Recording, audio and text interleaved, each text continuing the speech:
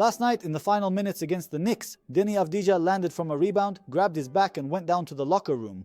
There hasn't been an official report yet, so let's try to figure out together what happened and whether it's related to the car accident he had over the weekend.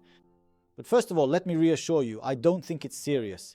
Basically, there are 3 possible types of injuries here and various combinations of them. The first is simply back strain. This season, Deni is playing 35.3 minutes per game. For comparison, the league average is between 22 and 24 minutes for all players, and for starting 5 players, it is between 31 and 32 minutes on average. Now, not only is he playing a lot, but he's also playing very physically. A lot of contact, a lot of fighting for rebounds, and a lot of time with the ball in his hands. The pressure is on him. Add to that the situation on the team. He is basically the main ball handler and the primary creator, which puts enormous pressure on him. This excessive load causes fatigue in the body's tissues, muscles, tendons, ligaments, and even bones. When the body is tired, movements change a bit, the muscles react more slowly, and that's when injuries occur. And that brings us to the second option, the accident Deni experienced just 2 days ago. After an impact like a car accident, the body tends to go into a defensive spasm. In other words, the body senses that there was an extreme movement in the spine, and as a defensive response, it simply contracts the muscles to protect the back. We as physiotherapists see this type of injury a lot after car accidents, and the back injury fits the timeline perfectly.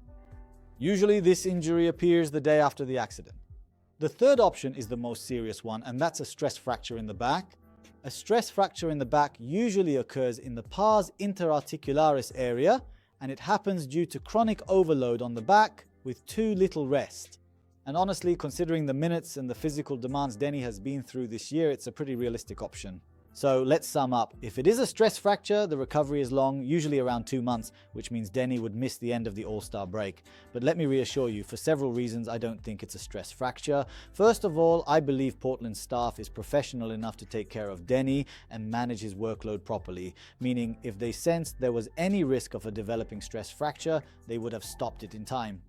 Second, Portland defined Deni's status as day-to-day, which means, and this can change, that he could return any day.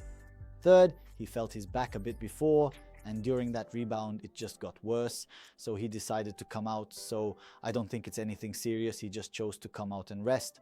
The fourth and last thing is Deni himself. Even though he's a tough player who can play through pain, he described the injury as not too serious, and honestly, I trust him.